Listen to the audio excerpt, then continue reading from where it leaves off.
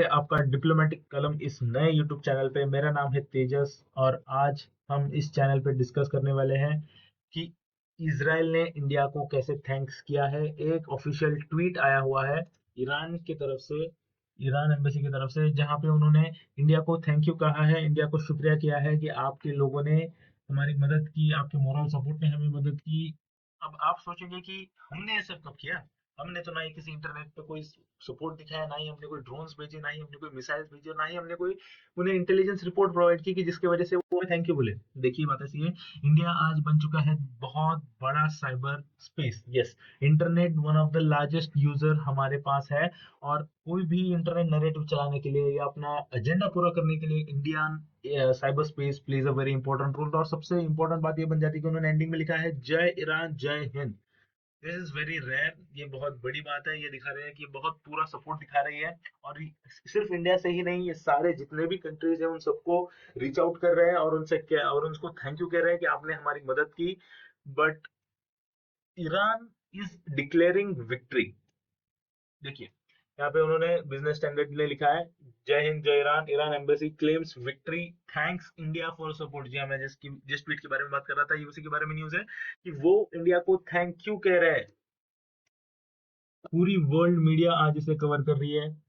Free press journal हो गया या इंडिया टीवी हो गई, इन्होंने भी ये बात क्लेम की है कि ईरान की एम्बेसी ने एक्सप्रेस ग्रेटिट्यूड एक्सप्रेस किया है gratitude towards the people of India. They are saying thank you to all the people who have supported them in this war. But आप तो कहेंगे कि इजराइल कैसे जीता? इजराइल कल तक तो कह रहा था कि हमारा पूरा मतलब डैमेज हो गया है, हमारे पूरे बुरी तरीके से डैमेज हो गए। आप देख सकते हैं टाइम्स ऑफ इजराइल ने क्या लिखा है। Iran says nuclear sites badly damage amid conflicting reports on strike success. Iran के ऑफिशियल ने कहा है कि ईरान के जो फॉरेन मिनिस्टर है उन्होंने कहा है कि बैडली डैमेज। जी हाँ, बैडली डैमेज क्या पे वर्ड यूज किया गया है कि American strikes over the weekend. जैसे कि आपने सुना होगा अमेरिका के B-2 बॉम्बर्स जो थे उन्होंने ईरान के न्यूक्लियर फैसिलिटीज पे हमला किया अपने बंकर बस्टर बॉम्ब से, जो कि one of the most sought after bombs है in the world, one of the largest non nuclear bombs in the world. They can penetrate up to 200 feet inside the ground. So ये बहुत बड़ा bomb रहता है, ये बहुत powerful है and I think America is the only country जिसके पास ये बॉम्ब आता है। यहाँ पे इन्होंने दिखाया कि डैमेज कैसे हुआ है, यहाँ पे भी उन्होंने दिखाया कि डैमेज कैसे हुआ है। व्हाइट हाउस में भी इसका कॉन्फ्रेंस हुआ था, उसमें भी उन्होंने बताया that this mission operation midnight hammer was a success which was led by US forces and in collaboration with Israel army.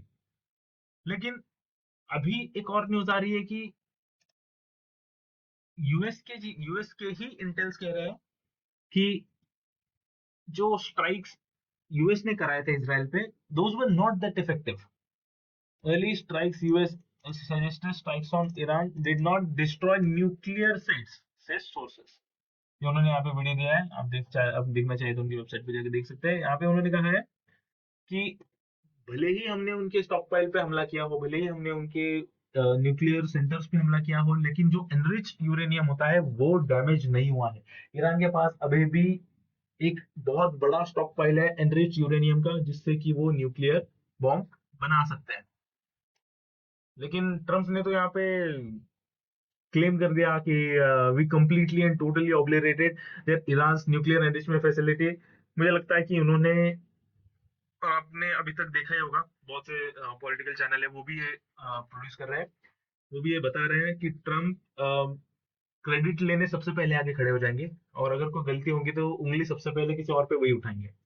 ये फैक्ट है, आप किसी से भी जाके पूछ लीजिए आपको ये बताएगा। ट्रम्प इज द वन, अगर अच्छा हुआ तो मैंने किया, गलत हुआ तो उसने किया। he is ready to point fingers and he's ready with open arms to take credit। वो कभी पीछे नहीं हटते, वो कभी ऐसा चांस नहीं छोड़ते। अब लेकिन ये ईरान और इसराइल के जो वॉर में जब यूएस ने एंट्री की है, इससे प्रॉब्लम इंडिया में भी हो सकते हैं। जैसे कि जैसे मिंट का आर्टिकल है जिसने लिखा है Iran Israel conflict could trim India's GDP to 5.1% if crude hits $130। SBI के रिसर्चर ने ये कहा है कि अगर इसराइल इसराइल का वॉर चढ़ता है तो उसे इंडिया के जीडीपी को काफी इफेक्ट होगा, अप टू 5.1%। अगर क्रूड ऑयल $130 पर बैरल के रेट से जाता है, क्योंकि ईरान भारत के लिए इंपॉर्टेंट है, हमें बिल्कुल इग्नोर नहीं कर सकते that Iran is also very important for India as it is providing cheap crude oil to us. बहुत सस्ते में वो हमें ऑयल प्रोवाइड करते हैं, जिनकी मदद से हमारी इकोनॉमी स्टेबल है।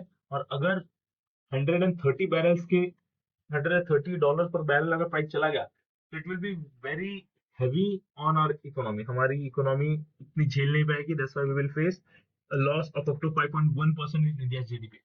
ईरान इसराइल कॉन्फ्लिक्ट में प्रॉब्लम सबसे बड़ी ये आती है कि ईरान जो है वो स्ट्रेट ऑफ हॉर्मस कंट्रोल कर सकता है। Up to 40% of the oil imports जो भारत आते हैं वो सब स्ट्रेट ऑफ हॉर्मस से ही आते हैं। ये है हमारा सुंदर भारत और ये है स्ट्रेट ऑफ हॉर्मस। तो यहाँ पे ये पूरा उन्होंने कंट्रोल कर लेंगे तो हमारे लिए बहुत मुश्किल हो जाएगा ऑयल लाना।